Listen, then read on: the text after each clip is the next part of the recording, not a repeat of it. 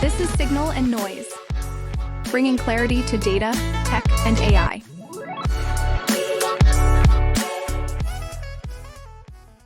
Hey everybody, welcome back to Signal and Noise. And for those of you that are new to our show, we are a no BS media franchise decoding data, tech, and AI and the marketing transformations that actually matter. That's my sales pitch. I'm joined with by my co-host, Ria Longacre, and our special guest today is Matthew Niederberger, calling in from the great country of the Netherlands. We're thrilled to have you. Yeah, and so I want to give you a moment to introduce yourself. But before I do, I want to say everybody subscribe. We're on Apple Podcasts. We're on YouTube as well as Spotify. We have dozens of new episodes slotted with some incredible guests over the next 6 months. And if you're into depth of perspective from founders, plus all of our previous episodes, right, Brett? They're all live available on our YouTube site now. They're all there. Yeah. Yeah. So if you're into deep insights from founders, product leaders, innovators across technology, and increasingly AI, you've come to the right place. We're moving beyond the standard ad tech podcast content into some brave new worlds. So it's super interesting. We're super thrilled to have you, Matthew. Matthew is a marketing technology veteran. 20 plus years experience. I think we're all saying 20 plus years experience at this point in our lives. Like I'm sure, like when do I up it to 25 or 30? Right? Is that never? Is that gonna age me out? Right? And you've got digital analytics, server side tagging, and then I loved your bio on LinkedIn because it said CDPs, CEPs, CMPs, and I was like, oh, these acronyms are terrific. And so for the sake of our audience, I actually defined some of those things. I think everybody knows what a CDP is, which is a customer data platform. No, most people probably do. Yeah, but not everyone. CEP, I mean, am I right in saying that's complex event processing? Or is that something else? Experience platform. Customer customer experience platform. Engagement platform. Okay. Engagement platform. My search was wrong. And then CMP is just a content marketing platform? Consent management platform. Oh, consent management. See, I knew I was going to get that. Right? Because these things, there are content marketing platforms which are similar to CMSs, but slightly different. Yeah, for workflows. But anyways, we're glad to have you. You've built a career, in MarTech. You're now running your own advisory, right? That's correct. Yeah. MarTech Therapy, another therapist. Another therapist. In the ad tech we know an ad space. tech therapist. Yeah. We know a lot of therapists. Right. And I'm sending out the bills this time. That's the difference. So tell the audience a little bit about yourself. Absolutely. And about the CDP, CEPs, and CMPs. I think back in the day, if I was friends with the lads over at the Beastie Boys, they would have come up with a great song about that. But unfortunately, that wasn't the case. My name is Matthew. I've been in MarTech, I think around 21 years now, kind of rolled into it. I think 99% of the people in this industry kind of rolled into it. If you started back then, my boss came up to me and said, hey, I want you to become an administrator for Omniture Site Core. Omniture Site Catalyst. That's the one. What's Omniture Site Catalyst? It was a digital analytics platform, and it just opened my eyes. And from there, it's just been a continued discovery of solutions, but also the headaches that comes along with these kind of tools. And, there's no holy grail in this. There's no one perfect tool. No one ring to rule them all. And it's a continuous, like I said, headache. And that's why I came up with MarTech Therapy. I wanted to call it CDP Therapy because I'm really focused on CDPs, but I think I was narrowing myself to a quite a small, and as we've experienced now so far, a bit of a roller coaster market. So I widened it to MarTech, and it's been great so far. Yeah. And are you implementing any sort of Jungian or psychoanalytical theory in your therapy, or is this more of a I understand your problems, I'll help you fix them? It's funny you say that. I mean, and no real theories, but the arguments that I do bring to the table now is that you see a lot of these tools being commoditized. It's like the Pepsi challenge. It's very difficult at some point to really tell the difference between all these tools, and one of my most recent clients actually said, listen, you need to think about two things. One is, regardless of the stack, the technology, that was all, we crossed those, we ticked those boxes. I said, what tool is going to make you excited to come into work for every morning? Is it going to be some tool that you need to write SQL codes in and just kind of wonder if it takes 24 hours for your feedback to come in back into your system to see what your campaigns are doing? Or are you looking for something that's so easy to use, that's going to get you motivated, that's going to give you the insights, that's going to give you the tools to create the campaigns that you want? And I see the eyes light up of these junior marketeers who don't know hardly anything about SQL, and that's not their fault. Or marketing. Or, well, they're learning, but these systems are becoming so inherently smart, working with smart marketeers now, but without all the heavy baggage. And I think that's doing wonders. So what makes them happy in the morning? And the second one, which I learned about 11 years ago, was when I was doing a comparison for a client. And I said, they asked me, hey, do we stick with kind of Adobe and what were they using at the time? Adobe and Tealium IQ, or do we move to the Google stack? So I did a research for them, kind of comparison, and and build a report. Couldn't generate it at the time. There was no AI, but we built a report. And it basically came down, one of the main decisions for the Google one is that if you look at the experience that's in the market, what people are really asking for, it was the Google stack, it was the Google Analytics, the Google Tag Manager. That's where companies were seeking experience in. And it's sad to say that a lot of those more expensive tools like Adobe and Tealium really pushed companies towards agencies into lock-ins, and Google kind of opened that up. So I really made a point of saying, hey, choose a tool that makes you happy and that offers you more career opportunities going forward. Yep. Cool. Well, we're thrilled to have you on this. I know I've personally wanted to have you on this pod for a while. I mean, we pretty frequently, shit posting's the right term, but we comment on each other's LinkedIn content pretty frequently. You're a very avid poster. Your LinkedIn game is strong. I will say that. I pride myself on mine as well. High compliments from real life. Thank you. I know. I'm a big smile here. And I'm sure it was funny. I bet I'm sure you ran into Adam Greco, who, by the way, is going to be on the pod in a couple of weeks. We already recorded a session, so very, very smart guy. And I see you nodding your head, so I'm thinking the answer is yes. But the reason why we really wanted to have you on that, Matthew, is, as everyone knows, I think anyone who's a MarTech nerd knows, the Gartner Magic Quadrant dropped, I think it was about a week ago officially. Yeah. I had a preview a couple of days before that. I think as did you. It dropped, and as is the case every year, tons of controversy, people complaining, some people saying they liked it. Really wanted to dig in that, but more generally, just wanted to talk about CDPs, or customer data platforms. I wrote this post that got a surprising amount of traffic a couple of weeks ago. Actually, just before the holidays, about the different areas of CDPs, right? From just being identity resolution, data unification, to really becoming activation engines, to the whole composable thing that started with High Touch and Action IQ and some others, and now to maybe a future that's a little less certain. And I think that uncertainty was very obvious when you looked at the Magic Quadrant of, okay, where is this whole thing going? Is our CDPs going to be around in the future? Will they, if all the things CDPs did migrate into other solutions, what's left, right? Yeah. So there's still a bunch of vendors. It's a pretty big market. So wanted to dig into that. So starting with the Magic Quadrant, look at CDPs, understand, maybe we can assess, do we think it was the report any good? But beyond that, like, what does it really mean for the industry? And more important, what does it mean for marketers, right? If we're helping them make their decisions, decide which tools to get, which tools to not get, how to connect things together. These are pretty important questions, because certainly you're not going to get the truth from a SaaS salesperson, let's face it, right? So slightly tainted advice. A little bit. So with that, let's dive in. Love to talk about it. We've got some great questions, but I'm expecting that you'll have the conversation will go where it goes, right? So maybe first question, Brett, I think you had one, right? Yeah. Well, maybe we start off by defining CDPs, right? And I'd love to hear what your definition is. And then I'll compare it with the Magic Quadrant definition from Gartner, which is interesting, and we can sort of deconstruct and interrogate that. But like, what is your definition? Let's start there of a CDP, and what key problems is it solving for?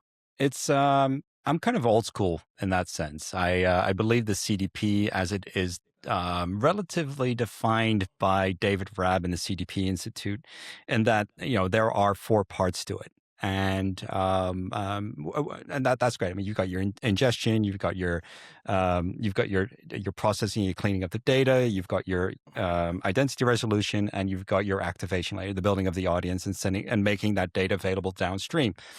And yeah. What about analytics? Is analytics part of it too? No.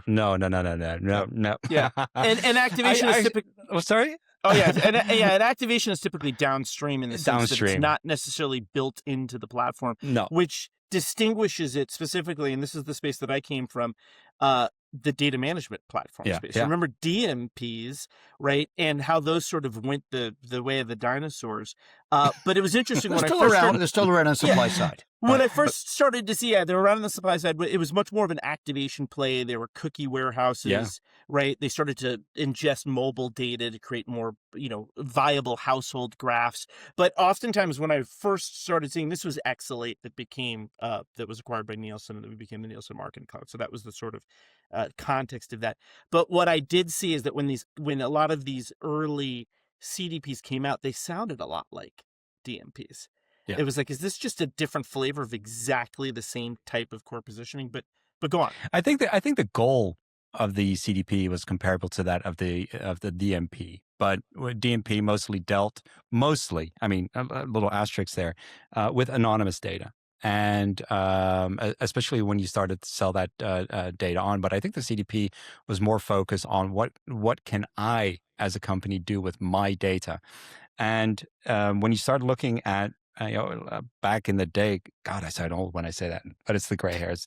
Yeah, back in the day, 20 years anymore. It's no, exactly. I mean, back in the day, we would just start with analytics, and the thing that frustrated me the most about analytics is that it's just so passive. You collect all this data, and you had quite a lot of freedom in the data that you could collect. You might not be able to collect email addresses, but you could collect user IDs.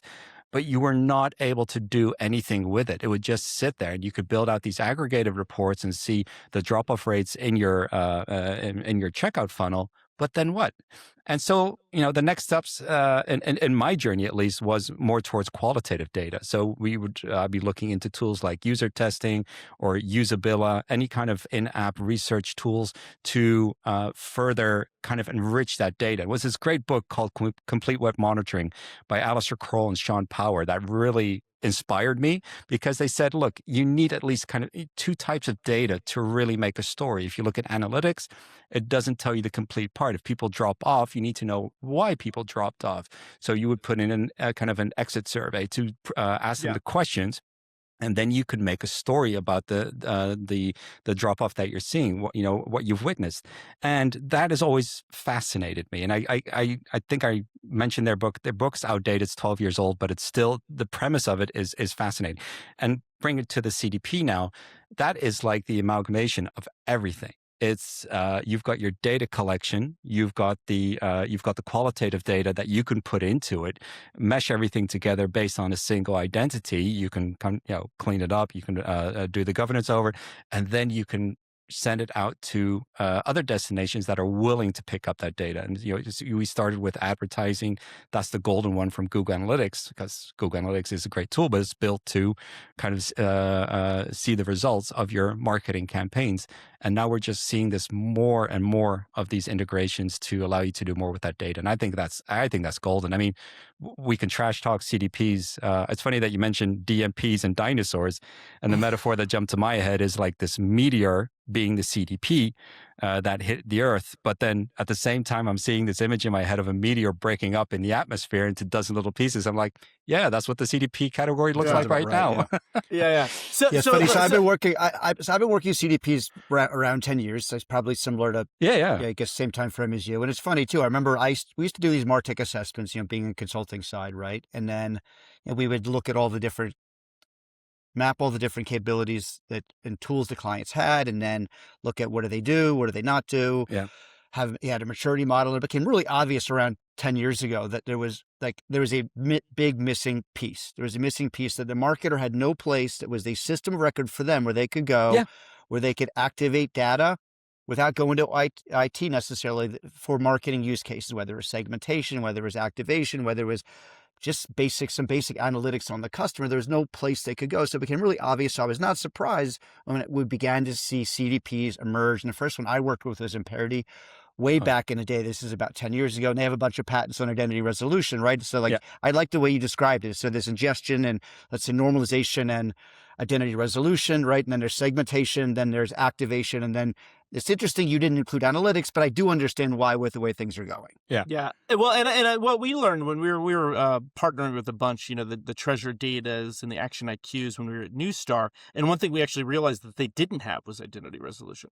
Yeah. So we were bringing the machine learning and AI based, which was one idea at Newstar, which is basically what TransUnion bought, to them to give them that architecture for how do you map and hygiene cleanse and align this data across multiple formats and IDs, et cetera, because they didn't have the built-in capability, but that might vary a little bit. But back to, just to bring this full circle, because I think what you just said, Rio, aligns, and I think we're going to interrogate that, right? Like on how CDPs have been defined, right? And in the Magic Quadrant, says it at a very high level, but let me read this out to you so you guys so we can interrogate this. A software application that supports marketing and customer experience use cases by unifying customer data from multiple sources into a persistent, unified customer database accessible to other systems. That's pretty straightforward, right? And then they expand that, right? So they expand that to almost all the things that you said, Matthew, right? Ingest data, resolve identities, store the data over time, make profiles available for other use cases like analytics, segmentation, schemas, et cetera, activation, and then support downstream activation across various channels. Yeah. But to me, if you go by this definition, they're sort of saying that CDP is a software that unifies customer data from multiple sources into persistent profiles for not just storage, but orchestration. It seems like it's too broad, and I'm not sure CDPs effectively cover all of that, analytics, activation, all of these things. I mean, do you think is it all in one, or do you think that we're starting to see a kind of a fragmentation on how CDPs are focusing on certain use cases? It's a name game. I mean, CDPs is a label for a category for a specific set of features. But look, I mean, even these days with composable solutions, does the label even matter anymore? We've got tools like Zing AI for identity resolution that you can just dump on your data warehouse. Is that what we call that, a partial CDP or a quarter CDP? I think that's and we can dive into that a little bit later about what the core premise is, core solution that the CDP needs to deliver, and that's supporting the business and its use cases and any other kind of requirements that it has. So, if we, like I said, I am kind of pure in heart when it comes to the term CDP, and I think the CDP Institute, and I'll give Gartner that the definition is solid. Analytics doesn't necessarily fit in. You don't need analytics to run a successful CDP. Yeah. Solution. And when we say analytics, you're defining it as marketing attribution, as some sort of connecting the dots between. Well, I think more customer journey analytics, right? Oh, customer journey exactly. analytics. Yeah, Okay. Yeah. Spot on. Yeah. Okay. So looking at like the CDPs, like it started out, I think they started out of these, suite's not the right word. They started out doing many things, and then the composable revolution happened where it became pretty obvious that, okay, well, if maybe you can have the system of record be the cloud data warehouse, maybe it could be a Snowflake or Databricks, right? And maybe segmentation can sit somewhere else, or maybe if analytics is something somewhere else, maybe activation. So I think you started to see these core capabilities of what was the initial CDP start to migrate out, right? Yeah. And it became obvious, okay, maybe we can just have reverse ETL. Maybe we don't even have to store data, right? Maybe we can just, the way that some of the composable systems do have zero copy and just be facilitating this, right? So you started to see these different models. And I guess that takes us to the Magic Quadrant. Like, are they even evaluating one thing? That's why I think it's very challenging what they're trying to do. And I think in your blog post, Matthew, you called out the split. I called it a bifurcation. I mean, it's really the same thing. Yeah. There's two very different markets Gartner was looking at. can you maybe explain that to the audience, like what you meant by the split, what they meant by that, and what the implication is? Yeah, no, absolutely. So when you look at platformization and agentification, so that was kind of the split along the middle there. I still feel that it's incomplete because agentification infers that people are using AI on top of their data. It doesn't necessarily mean that. But let me start with platformization. I mean, these are the huge ecosystems. These are the Adobe, Salesforce, the Adobe, monolithic Salesforce, solutions. exactly. And Yeah. I mean, a lot's been said on LinkedIn. Very colorful language towards those Yes. companies, and based on where they were ranked in the Magic Quadrant. Right. Yeah, That's where the colorful language is coming. And for those of you that don't know the Magic Quadrant, it does rank across a bunch of kind of core categories. And you don't have to. You can either pay and become a member of Gartner. So there's arguably Well, that's the pay-to-play accusation, aspect. right? Is that like people are Pay like for the play. rankings are but based on... they do reserve the right to cover you whether you pay or not. And you have the visionaries, which are your top right quadrant, and you sort of have the laggards, which are your bottom left quadrant. And then there's some strong, very similar to the Forrester data, the Forrester Wave reports. Yeah. And Salesforce is like almost off the chart, right? Yeah. Same with Oracle, same with Adobe to a degree. And then the newcomer High Touch on there as well. Yeah, but like I said, I've had a few demos with the Salesforce CDP. Pardon me if I don't know the term of what it's called today, because it changes frequently. It changes, very frequent. And I've never had a sense seeing it like, oh, this is going to work. This is what a company needs. But I can understand, and the same goes for Adobe. And I don't want to be Adobe bashing or any kind of brand, but a lot of these solutions are built around incorporating it within a single ecosystem. Yeah. A Adobe real-time CDP, look, it's good, but it flourishes when you combine it with other Adobe products. You might have like AEM as your AEM, Adobe Target. I mean, I think you can. I think I've seen. Don't quote me. Well, I'm being recorded, but don't quote me on this. I think even within Adobe Analytics, you can build out segments and sync them to ACM and Adobe Target for campaigns and for targeting based on the analysis that you do in Adobe Analytics. But I mean. And that's fine. There are companies who do have the resources to be able to deal with that kind of monolithic presence within your architecture. But, and that is what platformization is. I kind of label it together with enterprise. But if you look at that's exactly what I was thinking. Yeah. If you're a big, super complex organization, especially one that needs centralized governance. Yes. Cross-functional orchestration where there's so many silos within these big, complex, multinational organizations. But it's not a requirement. It's not a requirement because there's so many solutions out there that can do multinational, multi-brand implementations without these monolithic tools in there. But I mean, based on my own experience, and there have been a few, I think it's also a lot of political clout that these brands have. The Adobes, they do great deals with these larger agencies. Same with Salesforce, they have great partner plans. So when you look at it that way, you see, and I'm not blaming anyone. This is just based on my personal experiences. They push these tools onto clients. There was one client that I worked with, and at the end, they needed to do a screening for a solution to see if just for security, so their security team could get an idea of what a CDP was. And they did it on Adobe Real-Time CDP. Only afterwards they said, look, this process was too immense, it dragged on for too long. They didn't want to do anything else, so they just stuck with Adobe Real-Time CDP. And I mean, that's fine. And then even Salesforce, you'll have your RFP finished. You've actually shortlisted it down to 3, and then a call comes from somebody from the board saying, "Hey, you need to include Salesforce in this process." Look, it's above my pay. Or straight from the CEO who had dinner with Yeah, someone, right? played golf or got seats to some concert that the daughter wanted to go to or whatever. I have no idea. That's way above my pay grade, and I don't get involved with it. But these situations happen. You never And got fired for hiring Salesforce, right?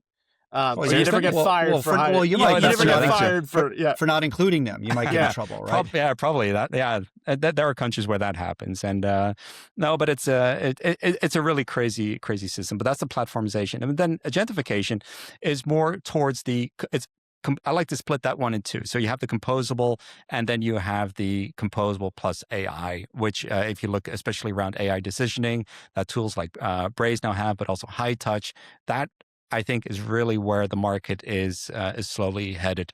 Paul Meinshausen from AMP said perfectly, it's the billion decision problem. There are so many, once you start working with AI and optimizing a lot of your campaigns, humans can't keep up with the pace of the decisions that need to be made to optimize those campaigns. So you leave it to that agentification. And I think it's, I think we're slowly heading there in optimizing and performing the campaigns at least, and we'll see what happens, what follows next. It's interesting. So, I mean, I would agree with what you said, and I think I'd break it into two steps. I think number one, there's the monolithic versus composable. I mean, that is still a thing, right? I know everyone's saying they're more composable, but the reality is in Adobe and a Salesforce, because they have a platform, they have, it is kind of monolithic. You can maybe break certain things off. They just are not going with a composable approach. It's architected differently. Yeah. So how would that be? That would be the first, let's say, split or bifurcation. Then I think the second one, which is interesting, is the agentification, right?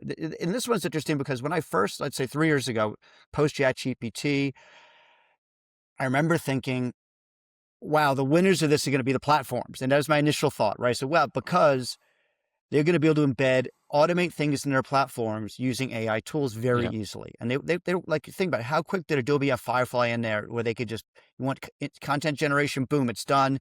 You already host your .com. We're already pumping out your emails. We already have all your data. It's easy for us to do. So I think that was the initial, I think that was correct. But what I think very few of us saw back then that has happened now is, as the tools have gotten better, as they've gotten more sophisticated, as it's become much easier to build out standalone tools or integrate AI into existing tools, even if you're not a big, Adobe or Salesforce, even if you're a smaller company, you can do it really well now. I think kind of leveled the playing field. I think that the agentification of that approach is starting to happen as like the front end of software gets rewritten and how these systems interact. I think that is I agree. That's the more important one, but I think you have to look at the two together. Yeah, and would you assume that agentification's strongest when the warehouse is already sort of the source of truth for the organization? They've got a centralized data warehouse like a Snowflake or a Databricks, and teams, they need modularity. That's where composable came in. They need speed. Well, they also need consent. You mentioned CMPs before. There's a connection there. Yeah, and do these monolithic platforms, and I've seen more Salesforce instance integrations than I could care to think about, where the half the time that your RevOps team spends is on integration. And data deduplication and hygiene, and they're not getting any outputs from the platform because they're trying to combine these these monolithic systems that are super hard to do. And it just doesn't make you nimble. No, but that plays right into the hand of these composable solutions. And to kind of get back to your question about agentification, does it depend on the data warehouse? Look, in a sense, it does. We need to store the data somewhere. But I think the real key is going to be data quality. And I think so many people are overlooking that. Shit in is shit out. It's very simple. So as we can spend time, we can spend money, put resources on implementing the most fanciest tool, the most composable solution, Mac approved stack that you can have. But if your data quality is crap, that's the only thing you're being served, or at least your clients are. Yeah. Yeah. And do we think that the kind of smart hub, this notion that, back to where we were defining CDPs, this idea that this enterprise system, right, which I think points to the Oracles and the Adobes and the Salesforce, it becomes like your end-to-end platform. Do we believe that there's a future there? when we talk about this bifurcation with the Magic Quadrant? Not necessarily. Well, on CDPs, I think the jury's a little bit out on that. I think it's headed that way. I've seen cases where Agentic is actually doing awesome work with SEO. Connecting it to Google search, asking it for plans to update your content, and actually generating that content for you, putting it back online, and you're seeing effects. I mean, CDP is going to be headed in that way. And Duarte Garrido, the guys over at Dojo AI, I think his vision around the platform that he's building, Dojo, especially around marketeers, is that, look, you need to get these agents to do the work for you. You still need to have these guardrails. You still need to do your due diligence. But as a marketeer, your strongest, the strongest thing that you can deliver as a marketeer is your creativity. But like you said, we're wasting so much time on integrations, trying to get tool A to talk to tool B, understanding the data model between them, make sure that we're only sending what we are allowed to send based on consent management, et cetera, and et cetera. That just wastes. It's important, but it takes away so much time from the marketers to be creative. And I think AI will definitely change a lot for that, because one thing AI is not good in is coming up with new and unique ideas. So look, turning back to the Magic Quadrant, as a marketer, like, should a marketer find it valuable? Is this something they should look at? I mean, does it have information there that should be helpful when they're going through their vendor assessments, or do you think it's is it past the sell by date? Yeah, I'm on the latter part, sell by date. Listen, if they, I don't want to bump heads with anyone at Gartner. They're doing their work, they're doing their research. But in all honesty, if you look at the entire quadrant, that I think there were this year only 10 vendors on it. Only 10. Only 10 made the cut out of 200. Out of 200. And let's name those: Salesforce, Oracle, Unifone, High-Touch, Adobe, Treasure Data, and Parity, Telium, Twilio, and Blue Conic. Exactly. And there's one client right now that I'm working with, and we're replacing Blue Conic. At the end of the day, you can be on that Magic Quadrant. You can be at the top right-hand corner alongside holding hands with Salesforce if you want. But if your solution does not match the requirements, technical or business or marketing, that the end user needs, it doesn't matter if you're in the Magic Quadrant or not. And I think that is the problem that the Magic Quadrant highlights, is that it's only focusing on those 10. And I'm writing an article right now that talks about the shadow market, because as Rio just said there's 200.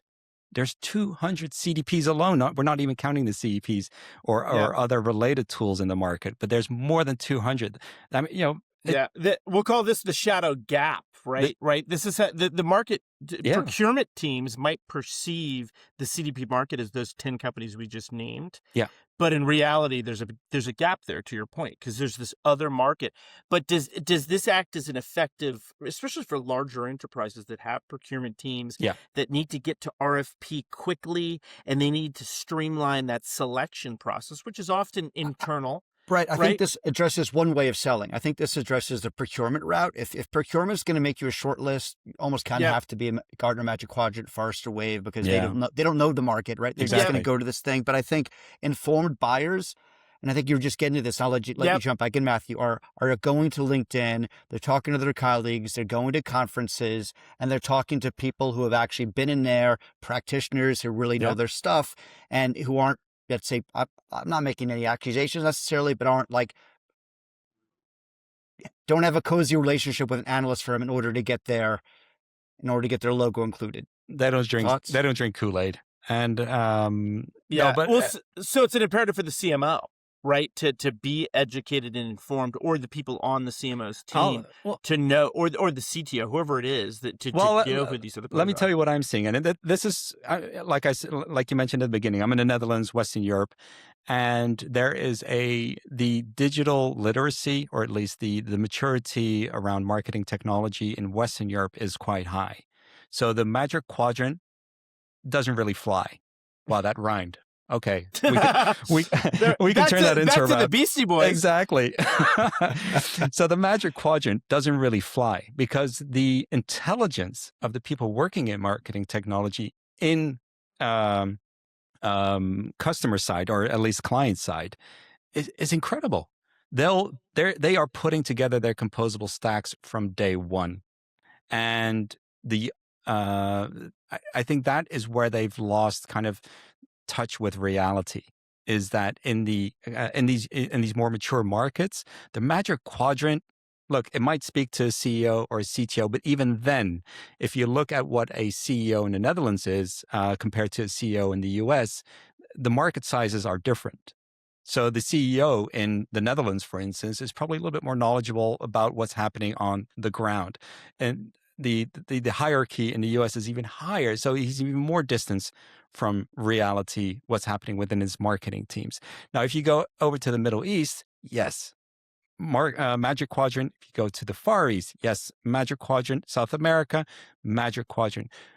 Maybe it's a lack of knowledge of what's available within the industry. Maybe, like Rio said, it's a lack of consultants who have real world experience, or people who are switching between jobs from one company. Hey, we used to work with that tool over there. Is that interesting for? It doesn't. Yeah, the influence depends. I think it's more regional. Yeah, and more based on the maturity of that market. In terms of this category.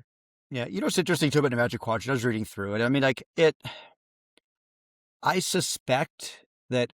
I don't think that companies pay money and the money determines the ranking. But what I suspect, and if you look at the questions, and in fact, I talked to a couple of vendors who did participate in the process, who will remain unnamed, because they did share this anonymously. Apparently, if you looked at the questions themselves, one question was related to, do you integrate with Agentforce?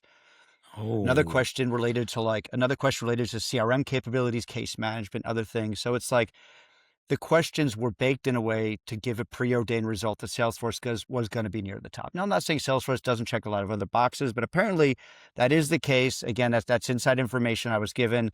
So I would question, I think whether consciously or unconsciously, it influenced the way they went about this, their methodology, right, more than anything else. So I'm not accusing, again, it's not an accusation of pay to play. It's more, I think, you're working with people, you're getting information from, they're helping you actually. As a consultant, look, the best thing is you help the brand build the RFP for the work you're going to bid on. So true.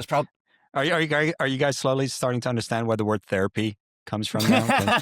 Yeah, we need some therapy, man. Lay me down on a couch, right? No, and it's interesting because having actually run, and I mentioned this at the beginning of the hour, having actually run a number of both Magic Quadrants for the marketing cloud space when those existed with Andrew Frank and some other analysts, as well as Tina Moffat at Forrester, who's now at Analytic Partners.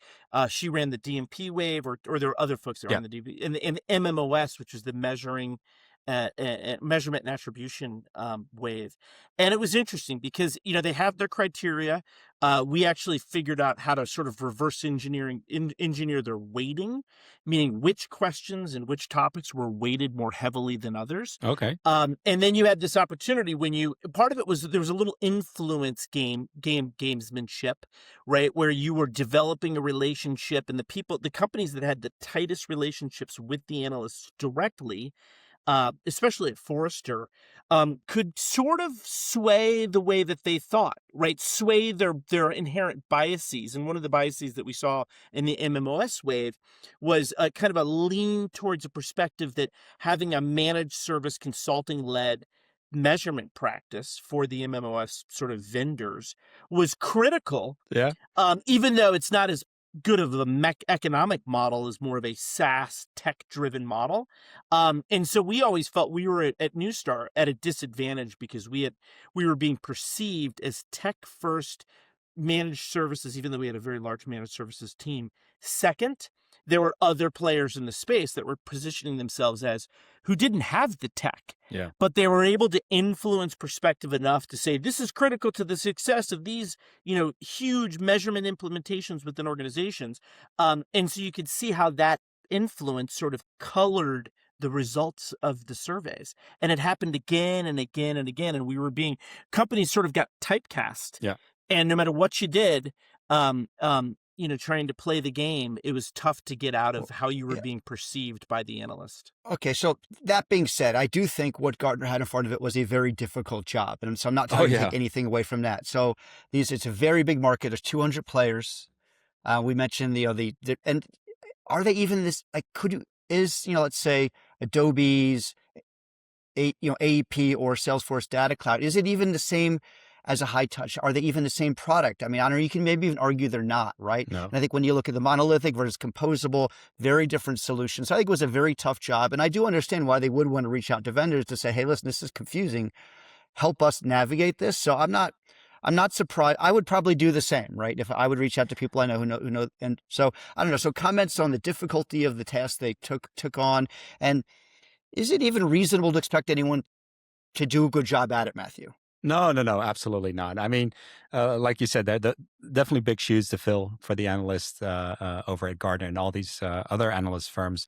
But you're right in thinking that, look, it's not comparing apples with apples anymore. Even if you look at the customer engagement platform space, you've got customer engagement platforms with and without analytic solutions built in.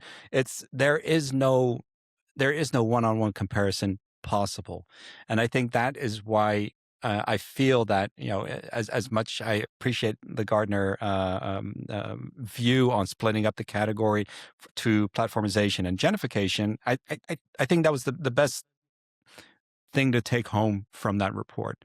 But if you start looking at what really works, don't look at the reports. Maybe use it as a guideline to kind of, use it in your chat GPT and say, hey, what is an alternative for these Magic Quadrant listed vendors for a company my size? You'll probably get a better answer. You can hire people like myself or like you guys and do that work with you. Because I'll tell you, I mean, it's great seeing these junior teams kind of realizing that the MarTech that they've been working with is actually the thing that's been holding them back.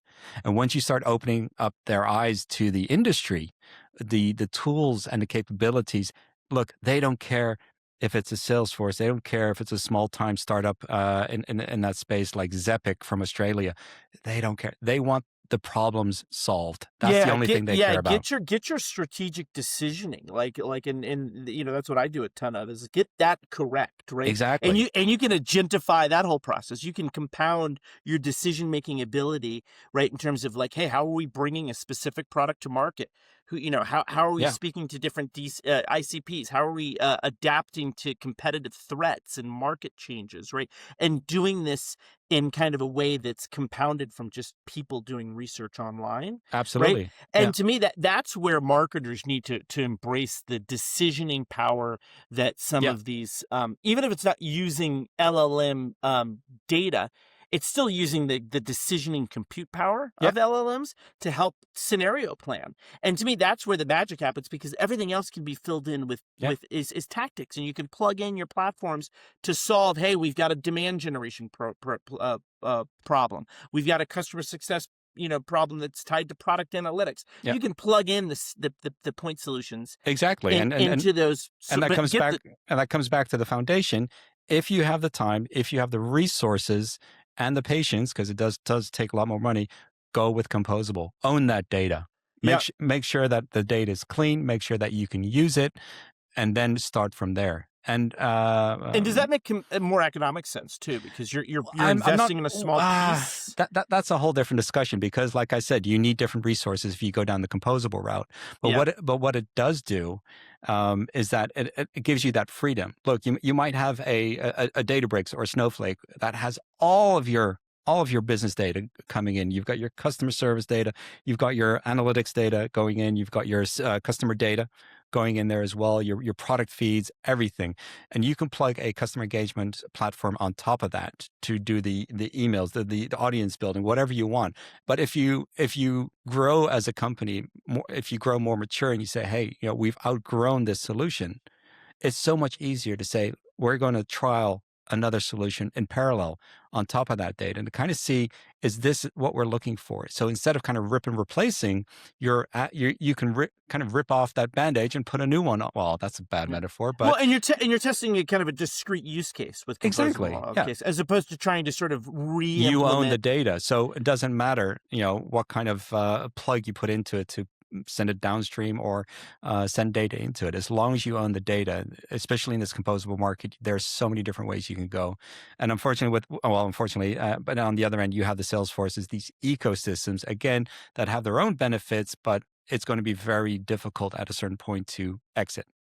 Yeah, well, I mean, use case approach makes sense, right? I mean, if your number one use case, if you're on AEM and your number one use case is web personalization, you kind of have to go Adobe, right? Because, they have real-time CDP, it's already integrated. So I think some of it depends on what you've invested in already. Yeah. Where your money is, where your data is, and, what your main use cases are. If your main use case, if you're not an AEM and you want to just personalized emails, well, I mean, it's very different, right? If you're a heavy CRM user, you're B2B, and you want to send in a crap load of personalized emails, maybe Data Cloud is the right solution. So I think it really depends on that, right? Yeah. But looking at the composable approach, and this is where I'd love to get your insight, Matthew. I think if you really take the logical conclusion of composable, right? I mean, we started taking core components of CDP, like segmentation, data, identity resolution, data ingestion, and right, and you start breaking them out and saying, okay, like, that's going to sit in the data warehouse. That's going to sit in Snowflake or Databricks. Oh, that's going to sit in Braze. So that's going to sit in what's left. Like, is there a CDP? And then you start agentifying it. Is there a CDP in a few years? That comes back to the beginning of the discussion. It's just the label. You're not solving for a label. You're solving for your use cases, for your business to do better. And if that takes a mashup of all these solutions, then that's the way it's going to go. And you'll get some alphabet spaghetti soup of acronyms in front of you. But listen, at the end of the day, if it's delivering and you're making revenue off of it, and you're not sinking because of the high costs or other constraints that it might have, then you're doing pretty good. Yeah, and it does it survive like, as a standalone category? Like in, let's say, 3-4 years, is there a CDP category? Ooh. I know some people would really want to keep the CDP category, but I think we are going into a more kind of fractured system where people are looking for point solutions to use cases within their system. Yeah, and point solutions can be orchestrated by the marketing team with the proper strategy in place, right? The proper decisioning mechanics. And if you look at the 2025 State of MarTech report from Scott Brinker and Franz Riemer, micro SaaS. Do not underestimate the power of micro SaaS. Yeah.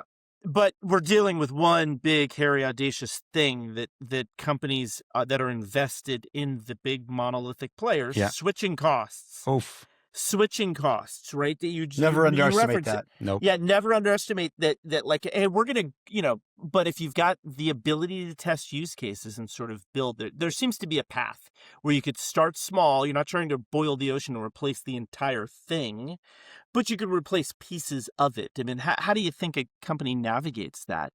And are we going to see a world where enterprise sort of leans towards considering governance and compliance, especially certain industries? Yeah, those things are important. You can't underestimate them. Yeah, and multi-net, are they going to lean towards the big monolithic players to be able to manage all this in one place versus the emerging threats and the category contenders, those smaller brands that don't have the size or complexity or budgets? That's a lot of questions there, Brett. But I think it's a hippo situation for some companies. If you look at kind of these enterprise solutions that are in place, as a marketer working with it on a daily basis, you might get frustrated about certain features not being available or data points not being available. But at the end of the day, you could have a strong case to replace it. But it's the highest paid person's opinion if you're really going to replace it. And again, a lot of factors come into play there. A lot of factors that I will never see. Like I said, it's in a lot of cases is above my pay grade on what happens outside, in those boardrooms and outside them. But I think if your use case is strong enough, I remember in the past, and true story, I was working for TUI, the travel agency, and I had set up Google Analytics. We were tracking the checkout flow. We were seeing where people abandoned. I put in a tool called Campile. It was a kind of an exit survey tool. It was really cheap. It was like $40 a month. I was paying for this with my own credit card, and I snuck the tool in for exit surveys to ask questions. Why are you abandoning the booking of your holiday? And I got great amount of data. I sorted it all out. I created a presentation, and I said, listen, I know exactly these are the things that we need to do to improve the checkout. And the feedback that I got from my manager at the time says, great, this is awesome. This is awesome work, Matthew, but we can't do anything with it. Because at the end of the day, as strong as your use case might be, it's always somebody else's agenda and their opinion about if they're going to do anything with it. Or if there's like implementation life cycles, which they know there's like a cost benefit analysis. Do you think it was that? No, that was going on in the head? It was just other priorities. It was purely political and priorities. I think this was at that time. I think it was political. Yeah, and it's there was a Dutch saying that it cuts wood, but we can't do anything with it. And that's kind of a Dutch expression. It's snijthout, meaning it's very logical. It's very clear the point that you're trying to make, but we can't put it into action. Yeah. And your boss might have been the person that championed the implementation of this software it might. I was gone. I was gone 2 months later because and I think this is an attitude we'll see with a lot of marketeers moving forward, because a very young generation of marketeers is coming up, and they're getting used to all these cool SaaS tools. And if they're confronted with something like Salesforce Marketing Cloud, where they need to, string everything together, put in a SQL query to kind of get the data on the audience they'll find another job. They'll find a tool that they want to work with. And I think that's a serious consideration these vendors need to make. And we might have a point solution bloat for a little bit, like we did back in the early ad tech days, right? Where you've got 101 point solutions. Eventually, there's a consolidation play, and then brands start to just cut budgets. We can't have all these tools. Even MarTech. I remember, like, we used to do MarTech assessments around, let's say, circa 2015, 2016, like before kind of this. That there was I think there was a trend right before, and especially accelerated during COVID, like where Adobe and Salesforce were eating everyone's lunch, right? Yeah. This big kind of platformization of everything, right? And I think before that, we would do MarTech assessments. I remember I did one with a beauty brand. I think there was like 92 tools, and only 4 were integrated into the actual common data core, because a lot of us shadow IT, kind of what you just described. Yeah. Like the loyalty program, the loyalty team wanted a better solution, so they ended up getting like MailChimp or something, right? And then this other team, they already had some other solution, so you would see a lot of these things. And then I think there was a consolidation, and then that reversed. So I think probably because of AI, we're in another period of proliferation where people are getting exposed to like better tools, because it's easier to make better tools. And then but it's also the question, and the real savvy people will build their own tools. You just need Claude and a Lovable account, and boom, MVP. Well, but seriously, on these data warehouses, if you if you take into consideration all the security and the safety precautions with working with data, you can do this. And I'm not saying people should go out there and start doing it, but I think we are reaching a point where the usability of these tools and the effectiveness. Wow, 4 out of 92. That's crazy. It's just buzzing in my head here, Rio. And you're right. People will find a way to do their work. And I think, again, coming back to the MarTech Therapy and where I like to help these companies is those silos. I had one company last time. She said, I don't really like talking to this data engineering person. And I was like, let's go into this meeting. And a few weeks later, I got the feedback saying, hey, listen, that was great. Now I know how to communicate with these people, because it's all these barriers in between, but you need to understand, what does the data engineer, what's going to make his life easier and happier? Sometimes it might just be a scotch or two. Right? It's not that easy. It's not that. In this case, it was acknowledging the composable architecture that they were working in. And I think as long as you can change your mindset to talk to someone in another team at kind of at their level, kind of be the Uhura from Star Trek, be able to communicate any language. It's going to make real changes. And I think that is something that's underestimated. Well, and there's no tool on earth that's going to solve for that. That's something human. That AI won't replace it.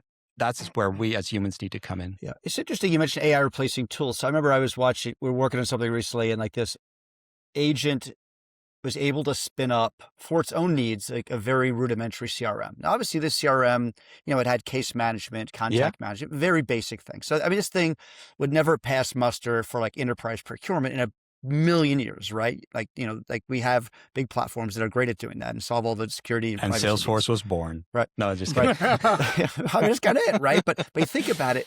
So I thought it was interesting. But if most of SDR activity and BDR activity is eventually done by agents, who cares?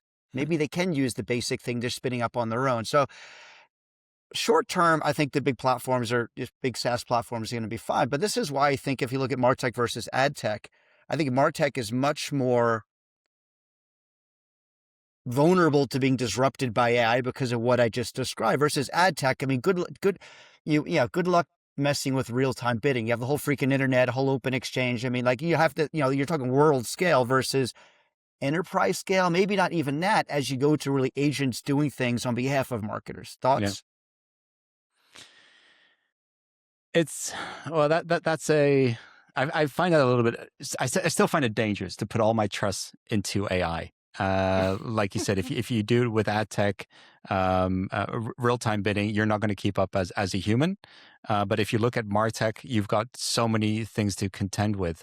You've got your brand messaging, your brand, how should I say, just your narrative brand in position. general. Yeah. And I think if you put too much trust into AI right now, and sure, you could put up these guardrails, you can put human, what's it called again? Human in the middle? No, human in the loop. That's the one.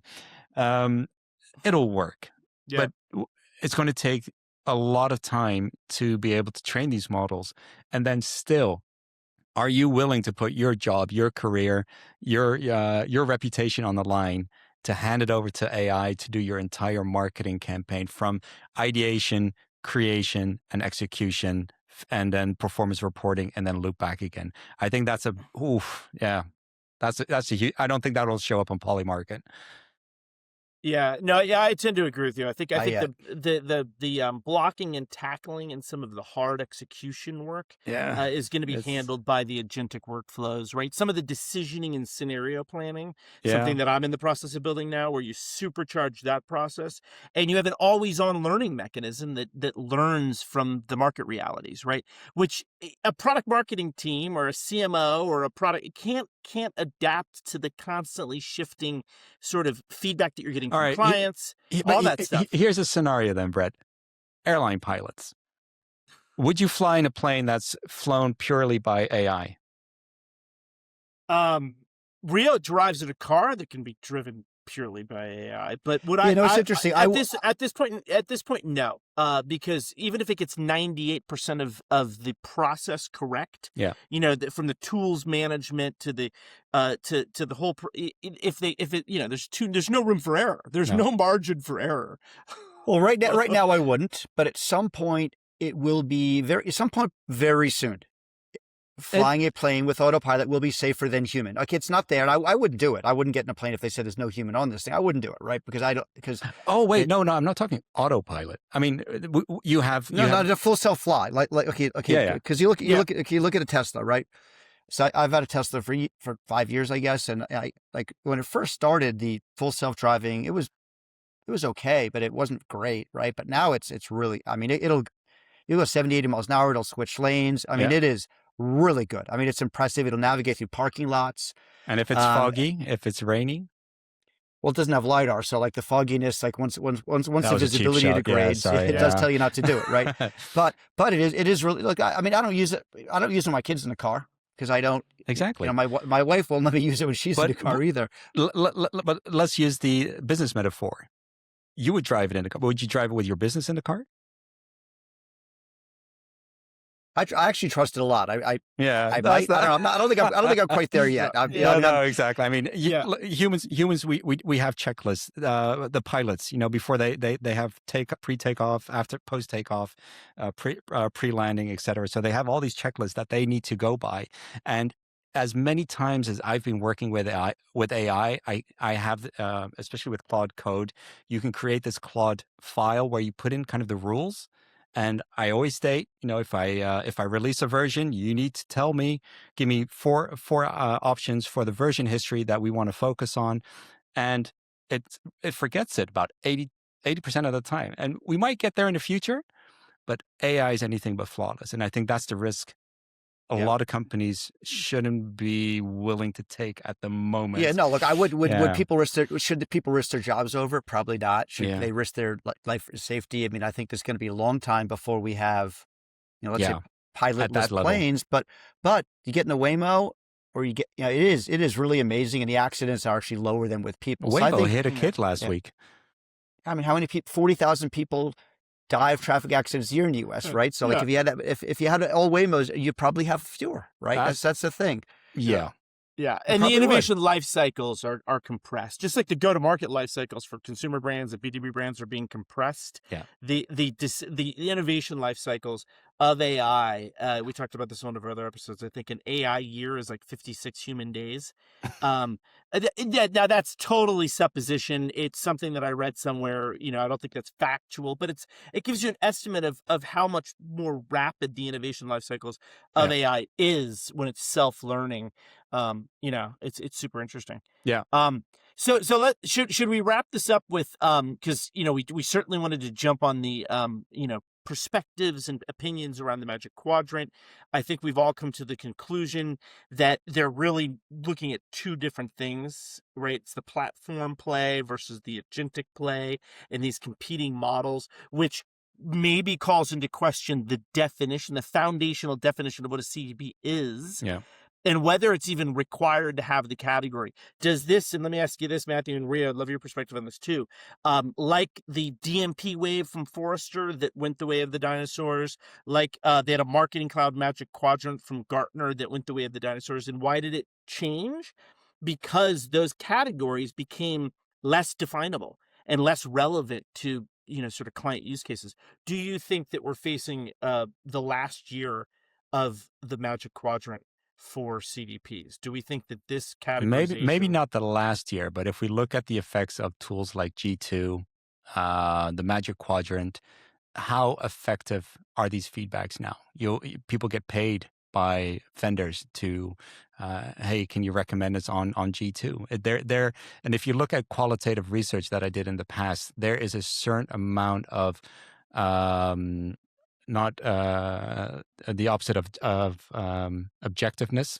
Sorry, I've subjectiveness. There's a lot of subjectiveness, in this data that you will not be able to differ. You will not be able to make that split when you start analyzing that data, because a lot of that influence will be invisible. So it's very hard to tell how trustworthy these reports are. And I think at the end of the day, what you need to do is learn yourself, get out there, talk to people within your industry, within the same roles that you do. Go to these, I think these events will become more important to bring people together to share their knowledge and do your due diligence any way that you can. And I think that is going to be the most important. If these reports will disappear in a year, I don't think so. Maybe a few more years, but I think there are better ways to get started. Yeah, look, I agree. I think they're going to continue for a while because Gartner makes money on them, and they're probably. I mean, I don't know if there is such the argument there's no such thing as bad PR. They're getting a lot of PR, a lot of it negative, but some good. Some people are saying it's a good report. So maybe they're enjoying this. I don't know. My guess is these will continue generally because it's part of their business model, and just human inertia. It's part of their business. Or people are doing these, so they'll continue. I do think though. CDP has, you look at how long these things, Brett, you mentioned they come and go. CDP has been remarkably durable, right? It's gone on for a while. We've had almost 10 years of CDP Magic Quadrants, and they're going to continue. My guess is they do continue on for a bunch more years. But I mean, looking at broadly, should we even have these reports? I mean, Matthew, I agree with what you're saying. I think it's almost the better question. People don't buy based on these reports. And I think it's an increasingly smaller market that does. Even procurement's getting better informed in these things. I think People should be going to conferences, talking to colleagues, going to LinkedIn is the arena. Go there. You can ask the MarTech therapist. You can ask any of you can ask all these people, and they will tell you what they're thinking. You can jump on a call. I think that's the way I'm seeing people start to make decisions and buy. I think by the maybe the analyst report is one data point they look at, but it's increasingly a less relevant one. So I think the way people buy software, the way people make decisions has fundamentally changed the last 5 years. That's really accelerated, and I think that is a trend that's not going to reverse. No. Yeah. Increasingly less relevant. Well said, Rio. Yeah, and I think that lends itself to the buyer education. I think is the point that you made, Matthew. That CMOs, that functional change, you have to be significantly more technical than you did in the past, potentially, in terms of understanding how these things actually work. 3 steps down, 4 steps down. You don't need to know every tool, but you better know people and have people on your team and know people you can call who do. Yep. And don't forget that there's a generational shift happening every day of people moving up in these ranks, in these companies with more knowledge from on the streets, bringing it up onto the C-level, and hopefully we'll be making better decisions in the future.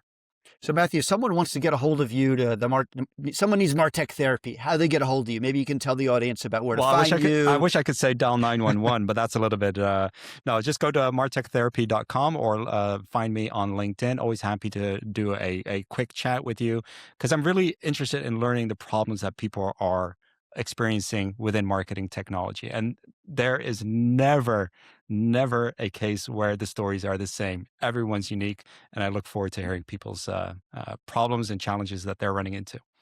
Well, thank you, Matthew. Thank you, of course, Brett. Thank you, Rio. This was terrific. And for everybody that listened to this entire episode, subscribe, YouTube, Apple Podcasts. Yeah, we need Spotify. more subscribers. We need more subscribers. Follow us on LinkedIn. We're publishing weekly, even sometimes bi-weekly, twice a week, episodes, articles, and more. And stay tuned for signalandnoise.ai, which is launching in the next couple of weeks. So thanks, everybody. Thank you. Bye.